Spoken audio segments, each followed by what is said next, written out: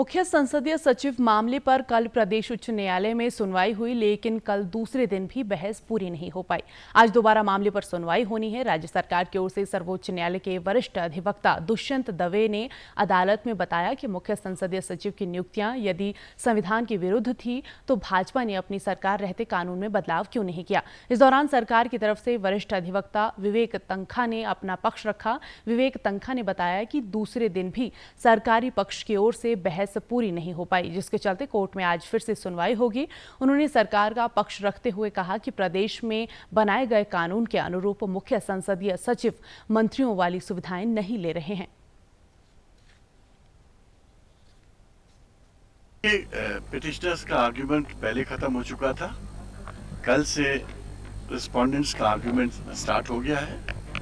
कल और आज आधा दिन मैंने आर्ग्यू करके अपना सबमिशन स्टेट की तरफ से प्रस्तुत किया और मेरे खत्म करने के बाद दुष्यंत दवे साहब आए हैं। वो भी स्टेट की तरफ से अपियर हो रहे हैं दूसरी पिटिशन में। अब उनका आर्ग्यूमेंट स्टार्ट हो चुका है। उनका आर्ग्यूमेंट आज इंक्लूड नहीं हो पाया तो वो कल आर्ग्यू करेंगे।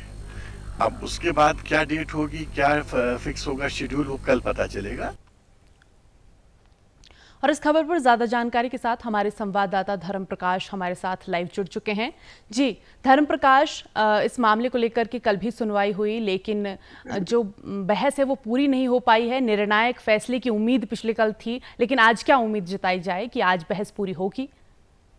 धर्म, देखिए अमृता, मामला फिलहाल लंबा चल सकता है क्योंकि सीपीएस की जो पोजीशन है, सीपीएस की पोजीशन कैबिनेट रैंक के बराबर होती है और कैबिनेट का जो रैंक होता है उसमें उसके तहत सीपीएस को भी वो सारी सुविधाएं, तमाम सुविधाएं मुहैया करवाई जाती हैं जो एक मंत्री को मिलती हैं। दिक्कत ये है कि इंडियन कॉन्स्टिट्यूशन का आर्टिकल 164 जो है वो इसमें जो कोटा है उसको लिमिट करता है। मतलब किसी भी स्टेट में, किसी भी राज्य में विधानसभा सदस्यों की यानी विधायकों की कुल तादाद का 15% ही कैबिनेट मिनिस्टर्स को अलॉट किया जा सकता है, इससे ज्यादा नहीं हो सकता और उसमें सीपीएस भी काउंट होते हैं।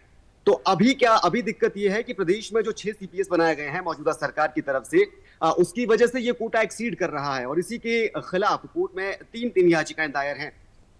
एक याचिका खुद विपक्ष भाजपा की तरफ से दी गई है, दूसरी याचिका एक संस्था की तरफ से दी गई है और तीसरी याचिका एक इंडिपेंडेंट महिला की तरफ से दी गई है। तो इन 3 याचिकाओं पर सुनवाई चल रही है, जिसके तहत इस जो 6 सीपीएस है उनकी नियुक्ति को बर्खास्त करने की मांग की गई है।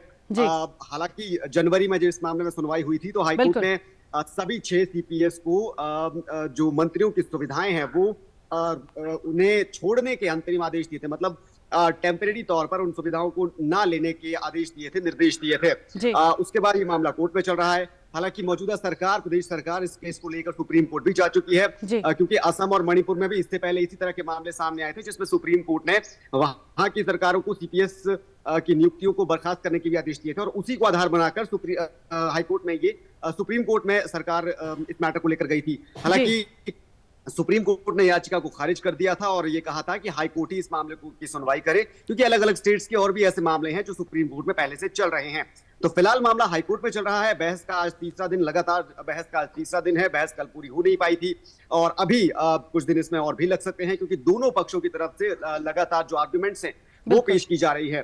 कॉन्फ्लिक्ट ये है कि प्रदेश सरकार ने जो मुख्य संसदीय सचिव एक्ट 2006 है उसके तहत ये नियुक्तियां की हैं और जो 6 विधायक हैं उसमें मोहनलाल बरागटा है, किशोरी लाल हैं, संजय अवस्थी हैं और भी 3 विधायक हैं। तो इनको सीपीएस रैंक से हटाने की मांग इन याचिकाओं में की गई है। साथ ही साथ जो चीफ पार्लियामेंट्री एक्ट 2006 है स्टेट का, उसको भी निरस्त करने की मांग इन याचिकाओं में की गई है। तो याचिका में कई अलग अलग पहलू हैं जिनको लेकर आर्गुमेंट्स चल रही हैं और क्योंकि 3 याचिकाएं हैं तो आर्गुमेंट्स का दौर और भी लंबा चल सकता है। बिल्कुल धर्म, तो उम्मीद अभी ये जताई जा रही है कि जो फैसला है उसमें आने में अभी समय लगेगा, बहस अभी और लंबी भी चल सकती है। बहुत बहुत शुक्रिया धर्म प्रकाश, तमाम जानकारी हमारे दर्शकों के साथ साझा करने के लिए।